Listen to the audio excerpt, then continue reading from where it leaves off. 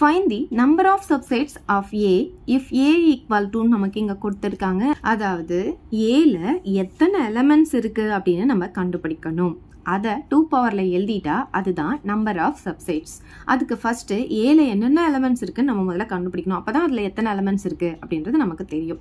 Okay, இப்ப பாருங்க நமக்கு இங்க என்ன கொடுத்துருக்காங்க அப்படின்னு சொல்லி பாத்தீங்கன்னா n வந்து ஒரு நேச்சுரல் நம்பர் அப்படின்னு சொல்லியிருக்காங்க. அப்படின்னா நமக்கு 1ல இருந்து ஸ்டார்ட் ஆகும் ஸ்மால் n உடைய வேல்யூ.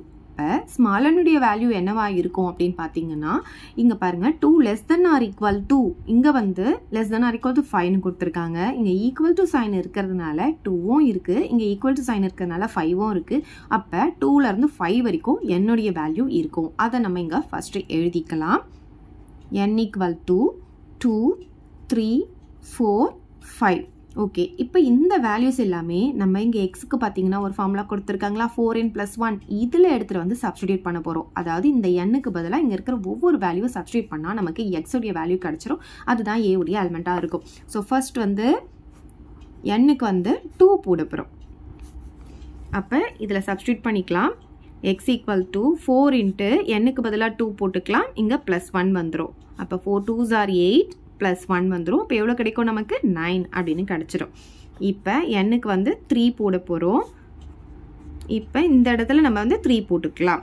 +1 வந்துடும். 4 3s are எவ்வளோ கிடைக்கும் 12 +1, அப்போ எவ்வளோ ஆகும் 13 ஆகும்.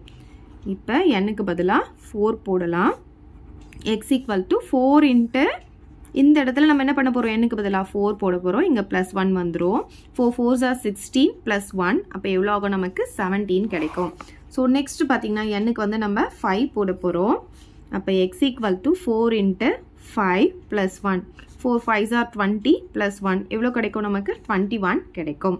ஸோ இதெல்லாம் தான் ஏ உடைய எலமெண்ட்ஸ். எடுத்து எழுதிக்கலாமா? அப்போ ஏ = என்னெல்லாம் வந்திருக்கு 9, 13, 17, 21. அப்போ இதில் எத்தனை எலமெண்ட்ஸ் இருக்குன்னு இப்போ எழுத போகிறோம். அப்போ n ஆஃப் ஏனா நம்பர் ஆஃப் ஏ. இதில் எத்தனை எலமெண்ட்ஸ் இருக்குது 1 2 3 4 இருக்குது. ஸோ இப்போ நம்ம என்ன கண்டுபிடிக்க போகிறோம்னா நம்பர் ஆஃப் சப்செட் ஆஃப் ஏ அப்படின்னா என்ன ஃபார்முலானா n ஆஃப் p ஆஃப் ஏ அப்படின்னு அர்த்தம். இதுக்கு ஃபார்முலா என்னன்னா 2 பவரில் இந்த ஏவுடைய எலமெண்ட்ஸ் எத்தனை இருக்குது அப்படின்றது தான் ஃபார்முலா. ஸோ இது என்னன்னு சொல்லுவோம் n ஆஃப் ஏ அப்படின்னு சொல்லுவோம். ஸோ 2 பவர் n ஆஃப் ஏ எவ்வளோ வந்திருக்கு 4 வந்திருக்கு. 2 பவர் 4னா நமக்கு தெரியும் 2 × 2 × 2 × 2 பார்த்தீங்கன்னா 2 2s are 4, 4 2s are 8, 8 2s are 16. So இதுதான் number of subset of A. அவ்வளவுதான் இந்த sum.